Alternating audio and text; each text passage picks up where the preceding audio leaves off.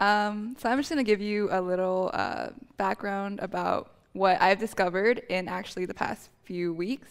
So in the 18 years that I've been on this earth, I have come to the realization that everyone on this world is an imposter.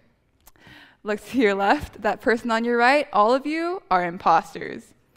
Now, as this is something that any social scientist, biologist, angsty teenager can tell you, because they know what I know, that humans are just animals pretending to be better than all the other animals by calling themselves human. Now, what does that exactly mean? Well, someone could tell me that humans are no different from, say, the honey badger, and they'd be right. The thing is, although we share many basic qualities with the honey badger, such as sleeping, eating, that we need to interact, honey badger don't care.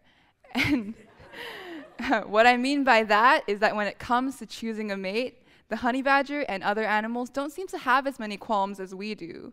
They know, whether by olfactory guidance, visual cues, or courting calls, when a mate is a keeper.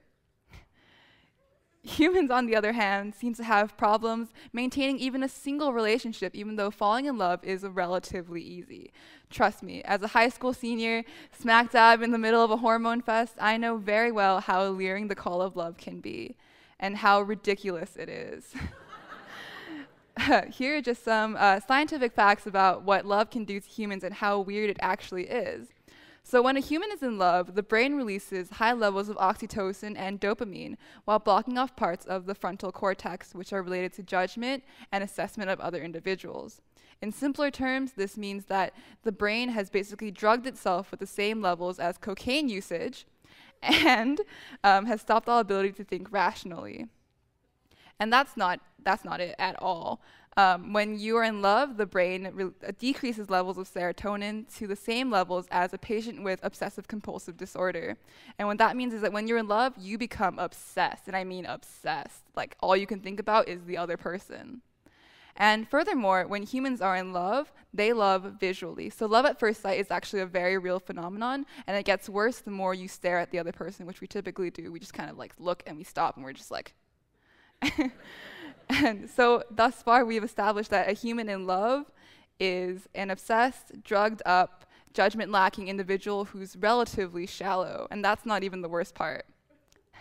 So in primitive humans, humans were looking for a lifelong mate that would give them good-looking children, and therefore a mate that would give them good genes. And typically, their instincts worked.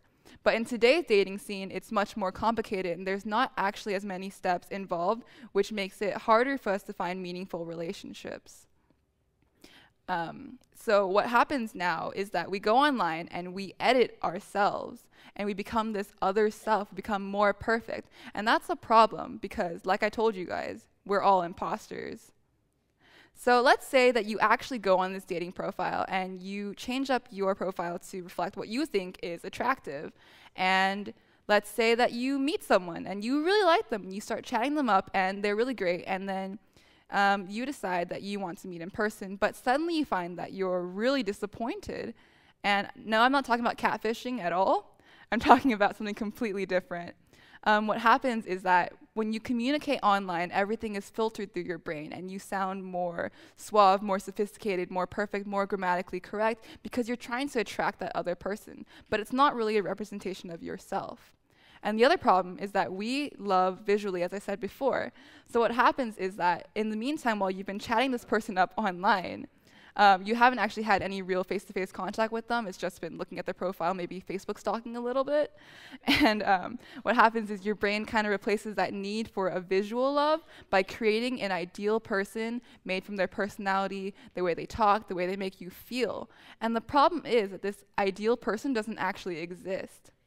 So studies have shown then that any relationship rather, based in a medium other than face-to-face contact typically ends in wanting to disconnect from society and being disappointed. And if you don't believe these studies, then you can ask any high school student who's made the mistake of facilitating a relationship completely online. They know exactly what I'm talking about.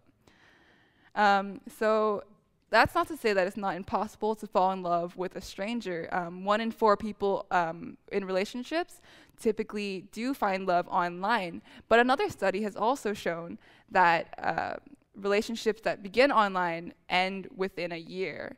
And that's a problem, because dating online then becomes a fast track to becoming disenchanted with love. But society insists that there's someone out there for everyone. So we keep looking for this relationship. We keep searching for something, some kind of bond, and it ends up with superficiality, white lies, and a search for perfection. And that's not to say it's not impossible to find genuine love online, but typically that number of people who find relationships online is disproportionate to the ones who don't. And that may often lead to depression. And the sad thing is that suicide is one of the highest leading factors for death in people ages 15 to 24. And how much of that do you think is based on the crash and burn from falling out of love, of feeling unloved, of going online and having every notification, every picture on Instagram be of some couple being happy, and you're just sitting there alone like, what do I do now? So that's why we all become this imposter. We're trying to pretend that we're better than everyone else, that we have as good of a life as everyone else, and everyone's just actually really sad inside. And that's really depressing to think about. But that's just because society values a ranking system of self-valuing above everyone else. We want to be desirable. We want to be loved. And the thing about that is that in doing so, yes, as you can see the picture, we're kind of like that rhino as we try to self-categorize into something that's really not us at all. So we have to accept that nobody's perfect, that no one is actually as great as they say they are. And the way we can do this is through social media.